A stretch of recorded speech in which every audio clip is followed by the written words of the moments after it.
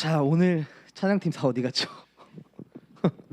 자, 우리가 이렇게 예배 악기 없이 예배를 드리는 게 이렇게 어색하고 또 좀 뭔가 기운이 빠지고 그러네요, 그죠?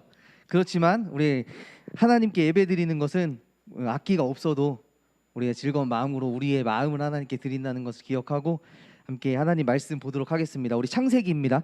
오늘 하나님께서 우리에게 주시는 말씀은 창세기 2장 18절로 24절까지 말씀 보도록 하겠습니다. 창세기 2장 18절로 24절까지의 말씀, 우리 한 절씩 교독하도록 하겠습니다. 여호와 하나님이 이르시되 사람이 혼자 사는 것이 좋지 아니하니 내가 그를 위하여 돕는 배필을 지으리라 하시니라.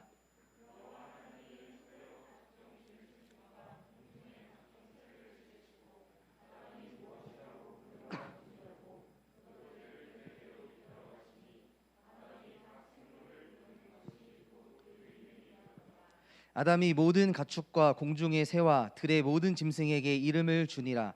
아담이 돕는 배필이 없으므로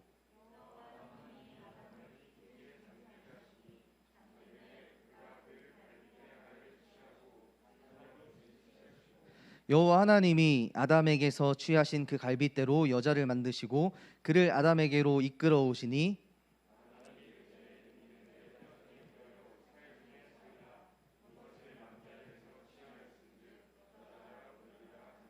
이러므로 남자가 부모를 떠나 그의 아내와 합하여 둘이 한 몸을 이룰지로다. 아담과 그의 아내 두 사람이 벌거벗었으나 부끄러워하지 아니하니라. 아멘. 자, 여러분 아주 유명한 말씀이죠. 여러분 다 아는 말씀이죠. 우리 지난번 수련회 우리 기간 동안에 우리 함께 나눴던 신앙의 고민들 중에서 오늘은 결혼에 대해서 함께 생각해 보려고 합니다. 자, 나는 결혼할 거다. 몇 명이 안 되네요. 나는 결혼 안 하고 살 거다 이런 사람 있으세요? 나머지는 뭐야? 아직 생각이 없으신, 결혼에 대한 생각이 아직 없거나 아주 나에게는 종말의 때에 임할 그런 게 결혼이다. 우리 결혼에 대해서 함께 생각해 보고자 하는데, 우리 수련회 때는 꼭 기독교인과 결혼해야 할까? 아니면 뭐 기독교인과 비기독교인, 다른 종교인 결혼해도 된다, 이 주제로 우리가 함께 이야기를 나눴었죠. 자, 그런데 그것도 중요하지만 그 전에 꼭 짚고 넘어가야 할 것이 바로 이 결혼이라는 것이 무엇인가에 대해서 우리가 제대로 된 정의를 내려야 돼요. 그리고 나서 우리가 비기독교인과 결혼하는 것, 또 기독교인과 결혼하는 것, 이거에 대해서 또 생각을 해볼 수 있습니다. 자, 그래서 우리가 성경적인 결혼에 대한 정의를 먼저 생각해 보기 전에 사전에서 무엇라고 하는지, 또 사회적으로 결혼을 무엇라고 하는지 한번 살펴보는 것이 중요할 것 같아요. 그래서 제가 네이버 국어사전에서 보니까 남녀가 정식으로 부부관계를 맺는 것을 결혼이라고 합니다. 구글에서는 이렇게 이야기를 하고 있어요. 남자와 여자가 또는 어떤 사람이 이성의 상대와 부부로서의 법률적 관계를 맺는 것이 결혼이다라고 이야기를 합니다. 또 위키백과에 따르면 이 혼인은 가족을 만드는 하나의 방법이고 쌍방 간의 합의에 의해 이루어지는 법률 행위다라고 이야기를 해요. 이것이 결혼 혹은 통혼이라고 이야기합니다. 자, 그래서 이 결혼이라는 것, 이것은 단지 뭐 사랑을 넘어서서 법률적이고 또 사회적이고 종교적인 요소를 포함하고 있는 것이 바로 결혼이라는 거예요. 이 많은 세계의 문화권에서 이 혼인은 전통적으로 두 성인의 사회적 계약이라고 생각되어져 왔습니다. 또 2명 이상의 결혼도 있죠. 일부 다처제나 일처다부제, 이런 것들이 이제 역사 속에서 있었고, 자, 그리고 또 이 결혼이라는 것이 반드시 해야 할 이 통과 의례인 것이고, 또 배우자를 선택할 때 자율권이 없는 것, 이혼을 금기시한 이런 여러 가지의 문제들을 이 역사 속에서 살펴보면 그런 문제들을 낳았다고 해요. 또 결혼 제도가 남성과 여성의 이런 권리를 침해한다는 비판이 15세기경부터 일어났다고 합니다. 그리고 19세기에 들어서 이 결혼은 반드시 해야 하는 통과 의례라는 시각이 점점 사라지고 있어요. 우리도 그런 영향을 지금 받은 거죠, 사실. 여러분들 페미니즘이라고 들어보셨죠? 페미니즘. 이 페미니즘이 뭐냐면 이 성별, 남성과 여성 이런 성별로 인해서 발생하는 어떤 정치적이거나 경제적이거나 사회 문화적인 차별을 없애야 한다는 것이 이 페미니즘이라고 해요. 이 19세기에부터 등장한 이 페미니즘 이후부터 결혼 제도가 배우자 선택의 이 자율권이 없었던 이 여성에게 이 성적 자기 결정권을 박탈한다는 비판이 계속 이루어지고 있었습니다. 그리고 또 프랑스에서 어떤 5월 혁명이라는 혁명 이후에 이 남자들이 결혼을 하면 그 남자들에게 그 결혼의 의무와 억압 이런 굴레들이 그 결혼이라는 것에 담겨 있어서 이 여러 가지 비판의 여론들이 나타나면서 이 동거혼과 또 자유연애 등 다양한 결혼 가족 형태가 등장하였다고 합니다. 우리나라에도 마찬가지예요. 우리나라는 유교 문화의 영향으로 1980년대까지 비혼자를 이상한 사람이라고 취급했어요. 하지만 우리나라에도 지금 결혼을 안 하고 혼자 살아가는 사람들이 많이 있죠. 그래서 1992년도에 이 군사 정권의 몰락으로 인해서 이 당시의 여성주의가 이렇게 만개되면서 개인의 자유와 권리 또 이런 요구들이 사회적으로 강해지면서 이 결혼은 개인의 선택이라는 생각이 힘을 얻게 됐어요. 더 나아가서 21세기 이후로는 이 LGBT 운동이라는 운동과 함께 이 동성 결혼도 합법화하고 있는 그런 추세입니다. 여러분들 LGBT라는 말 들어봤죠? 예, 이런 여러 가지 다양한 성들을 인정하면서 우리나라는 아직 아니지만 외국에서는 동성 결혼을 합법화하고 있는 실정이에요. 또 미국이나 영국, 일본 이런 나라들에서는 1인 가구도 하나의 가정으로 인정하는 그런 일들이 일어나고 있습니다. 또 더 나아가서 지금은 이제 비혼과 혼인의 어떤 중간 동거혼 뭐 이런 것들도 이야기하면서 이 중간지대의 어떤 가정들을 이야기하는 것도 활발히 진행이 되고 있다고 해요. 자, 그리고 여러분들 이 혼인을 함으로 결혼을 함으로써 우리에게 주는 효과들이 있어요. 그게 뭐냐면 이 법적 배우자의 아이와 나와 부모의 관계를 이렇게 만들어 주는 것이 바로 이 혼인이라는 것을 통해서 우리에게 그런 효과를 주고 있다고 볼 수 있습니다. 또 그리고 중요한 것은 남편이나 아내의 성행위, 노동력, 재산에 대한 통제권을 갖게 돼요. 우리가 결혼하기 전에는 사실 이런 것들 다 우리 자신에게 있잖아요. 결혼을 함으로써 우리 상대방의 배우자에 대해서 이런 통제권을 갖게 되는 거죠. 그리고 또 자녀를 위한 부부의 공동 재산을 갖게 합니다. 또 배우자와의 가족과 친인척 관계를 만들기도 해요. 우리 성인으로서 사회적인 역할과 지위를 얻게 하고 정서적으로 결혼이라는 것은 우리에게 안정감을 주기도 합니다. 또 자녀 출산의 기회가 주어지고 또 양육의 기회를 얻고 또 사회 구성원을 이렇게 우리가 출산을 해서 사회를 유지하고 존속시키는 그런 효과도 결혼이라는 것에 들어 있어요. 그리고 새로운 가족 문화를 창조하고 계승해 갑니다. 또 인간의 성 및 애정의 욕구를 충족시키기도 해요. 결혼이라는 거 복잡하죠, 여러분. 그냥 사랑하는 사람과 만나서 평생을 함께 살아가는 것이 결혼이라고도 생각할 수 있겠지만 이 결혼이 우리의 삶에서 주는 의미는 정말 큽니다. 그래서 이 결혼이라는 것이 우리 인생에 어찌 보면 가장 크고 중요한 일이라고 어른들이 또 이야기하고 또 결혼 정년기에 접어든 우리 청년들은 아마 엄청난 스트레스를 받을 거예요. 이 결혼이라는 벽을 넘어서야 하는, 그래서 큰 고뇌를 하기도 하는 것이 바로 결혼이에요.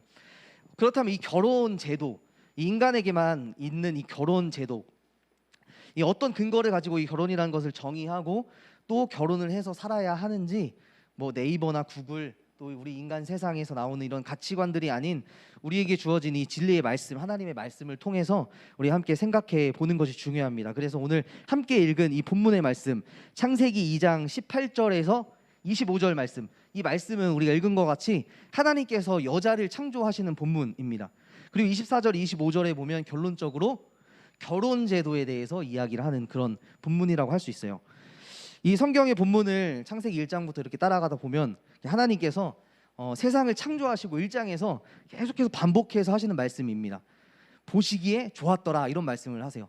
첫째 날 무엇을 만들고 둘째 날 만들고 보시기에 좋았더라 라고 말씀을 하시는데, 그런데 오늘 2장 18절 본문에 보면 이 보시기에 좋았더라라는 이 좋다라는 말이 한 번 더 나옵니다.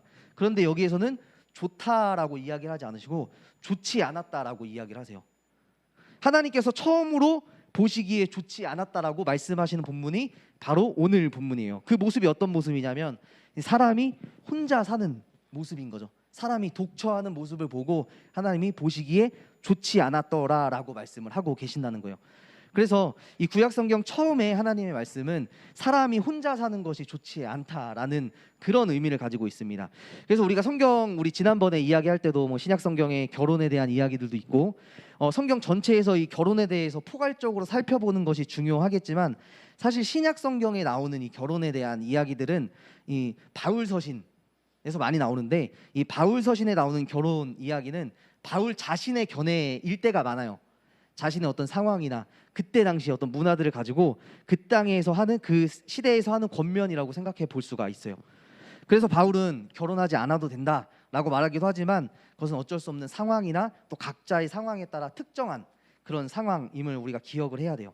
그래서 하나님은 이 아담이 혼자 사는 것이 좋지 않아서 그를 위해서 돕는 배필을 지으셨다고 말씀하세요.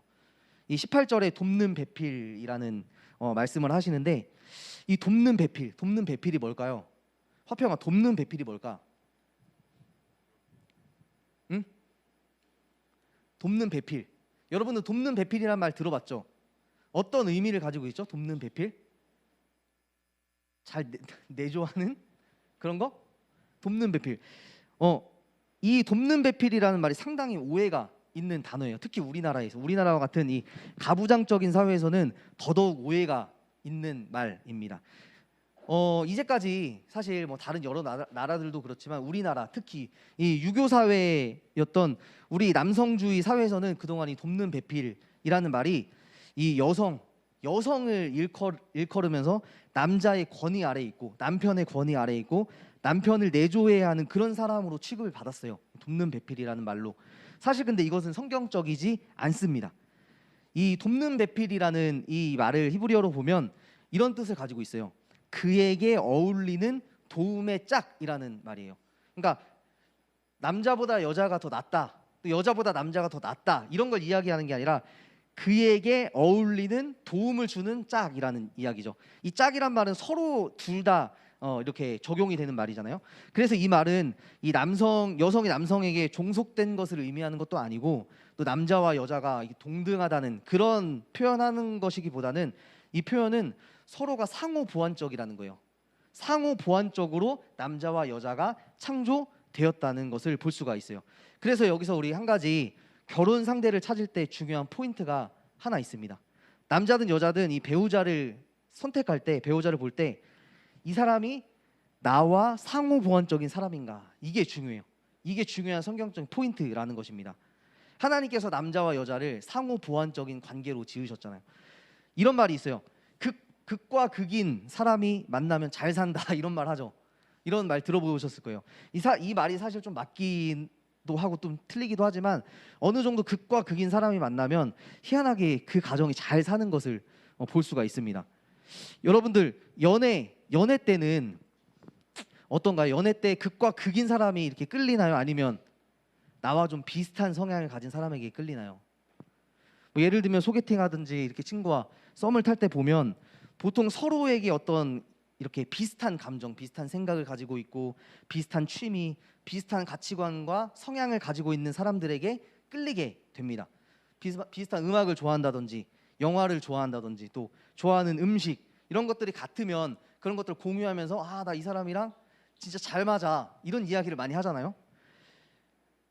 근데 또 이런 이야기들을 또 많이 하는 걸 볼 수 있어요. 연애를 하는 사람이 연인 사이나 아니면 부부 관계를 보면 좀 뭔가 닮았다라는 이야기를 많이 합니다.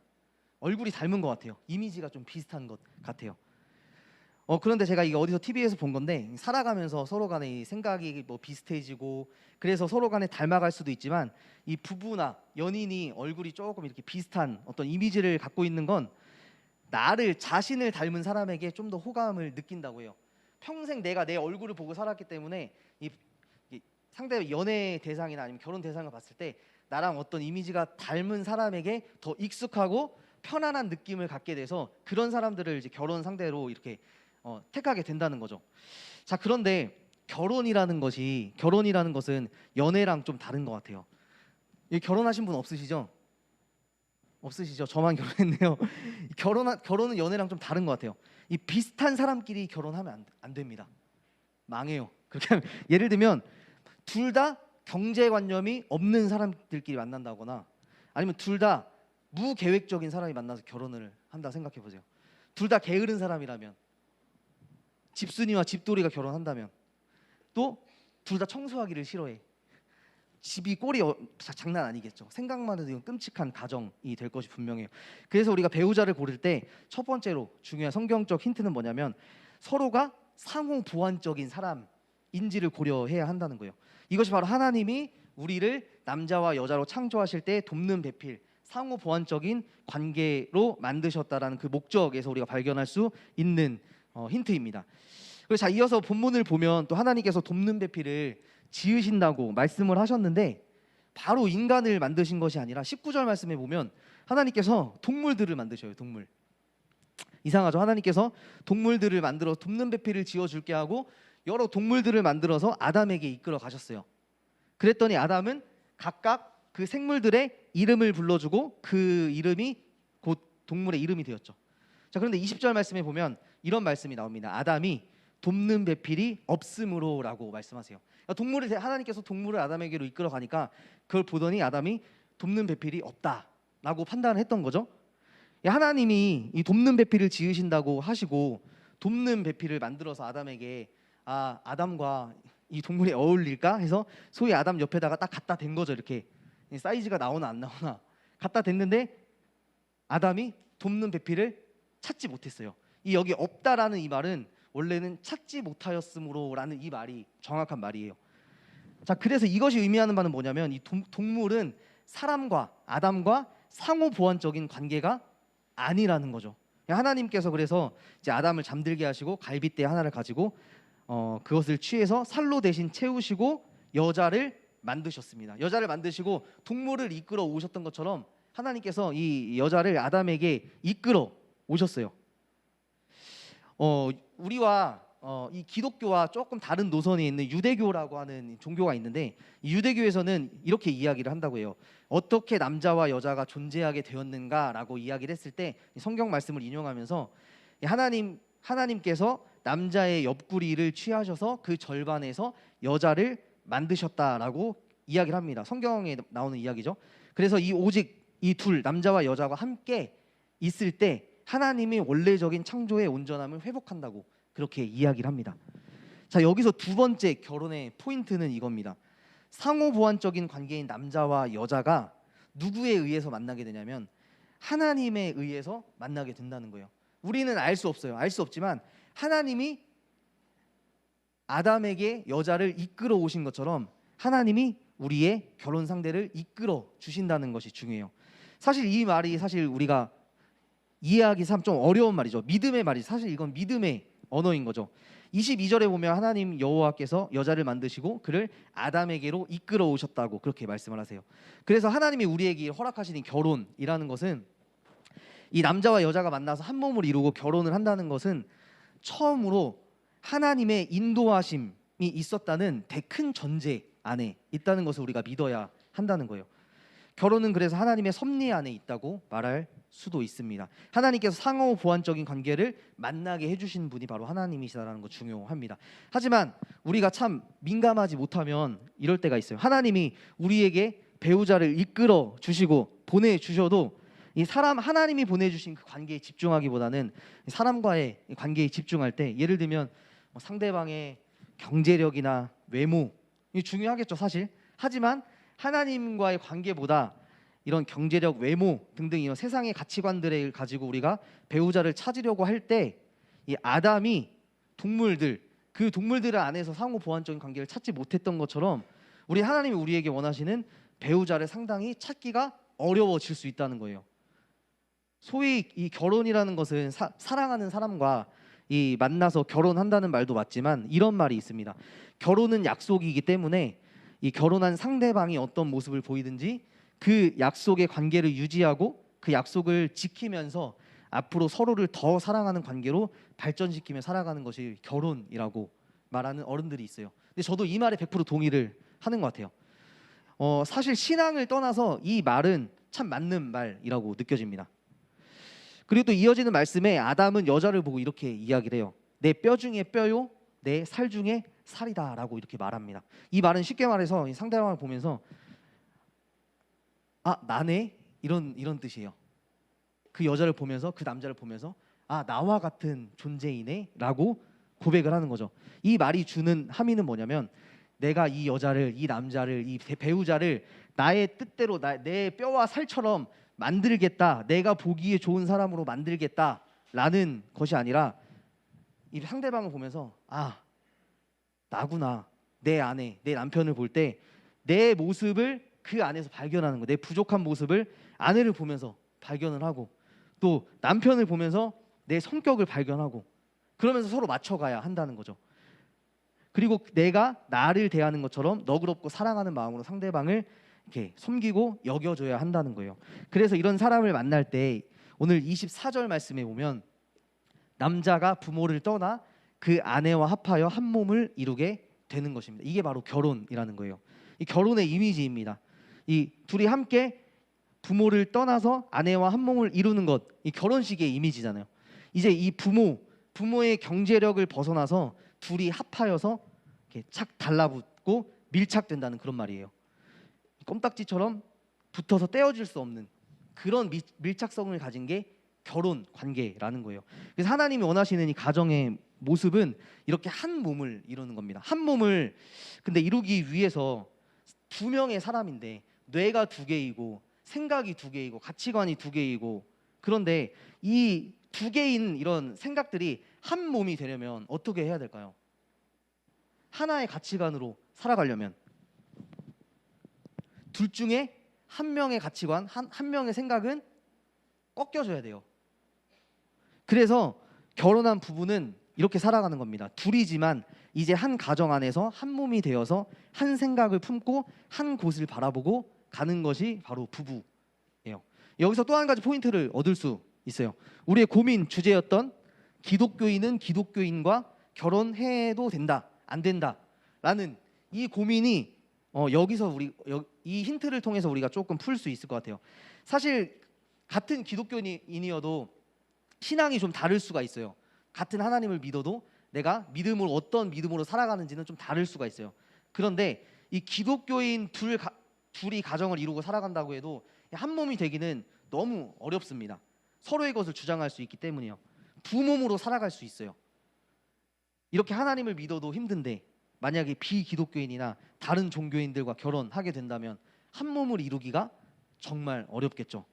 아주 치열한 노력과 인내, 고난이 뒤따를 수 있게 된다는 거예요. 몸이 하나인데 뇌가 두 개이고 생각이 두 개이고 가치관이 두 개이고 한다면 하나는 잘라내야 되고 꺾여내야 되기 때문에 그에 따른 고통이 따라요.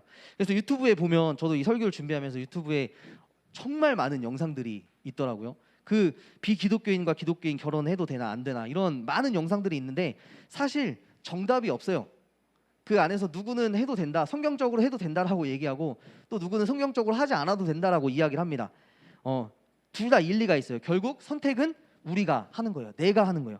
하지만 오늘 성경 본문 창세기의 본문을 통해서 처음 결혼을 이야기하는 이 본문을 함께 생각해 봤을 때 여러분들의 결혼, 앞으로의 결혼 선택을 할 때 작게나마 힌트를 얻어갈 수 있었으면 좋겠어요. 정리하자면 첫 번째로 상호 보완적인 배우자를 항상 고려해야 한다는 거예요. 두 번째로 결혼은 내가 선택하는 것처럼 보이지만 하나님의 큰 섭리 가운데 하나님이 나의 배우자를 나에게 이끌어 주신다라는 그런 믿음을 가지고 있어요. 하지만 그렇게 이끌어 주시지만 내가 부족해서 배우자를 찾지 못할 수 있어요. 다른 것들을 자꾸 보려고 했기 때문에 그렇기 때문에 우리가 늘 기도하면서 배우자를 위해 민감하게 반응하고 또 하나님을 바라보면 세상적 기준에 따라 선택하지 말 것. 두 번째 힌트입니다. 세 번째는 이 결혼은 결론적으로 한 몸을 이루는 거예요. 한 몸을 이루는 것이기 때문에 웬만하면 한 생각과 한 종교를 가진 사람과 결혼하는 것이 좋을 것 같아요. 그러나 꼭 그렇지 않아도 되지만 이 비종교인과 다른 종교인과 기독교인 결혼하게 된다면 그에 따른 엄청난 결단과 인내와 고통이 또 노력이 따라온다는 것을 기억해야 해요. 그럼에도 불구하고 이 비기독교인과 결혼하려면 이 신앙과 믿음을 지키기로 우리가 결심하고 감당할 수 있으면 하라고 그렇게 이야기를 하고 싶습니다. 하지만 웬만하면 함께 신앙을 공유하는 사람과 결혼해서 하나님의 그 사랑 안에서 신앙의 가정 안에서 허락하시는 많은 축복들을 누리면서 사는 것이 더 행복한 가정으로 나아갈 수 있을 거예요. 평생 신앙생활을 우리가 하고 살아가는데 내가 평생 내 배우자를 위해서 전도하고 기도하고 울면서 힘들게 신앙생활을 하는 거랑 아니면 함께 신앙의 성장과 또 신앙적인 대화를 하고 또 신앙적으로 자녀를 양육하고 교육하고 이 믿음의 가정을 이루면서 기쁘고 행복한 그런 가정 신앙생활로 해 나갈 것인지 이 두 가지를 놓고 우리가 생각을 해본다면 여러분들은 아마 지금 이미 답은 여러분들 마음속에 이미 결정 나 있을 거라고 저는 생각이 들어요. 그래서 결혼 이 세 가지를 항상 기억하시고 하나님께서 주시는 이 말씀 속에 주시는 이 세 가지 힌트를 기억하시고 결혼은 여러분의 선택이다. 그러나 저는 제가 결혼 선배로서 또 목회자로서 신앙의 선배로서 권면하기로 여러분들 같은 생각, 같은 신앙 안에 있는 사람들과 결혼하시기를 권면하는 거예요. 지금부터라도 그래서 여러분들 배우자를 위해서 기도하시고 결혼을 위해서 꼭 기도하시고 미래를 위해서 꼭 기도하는 우리 청년들이 다 됐으면 좋겠습니다.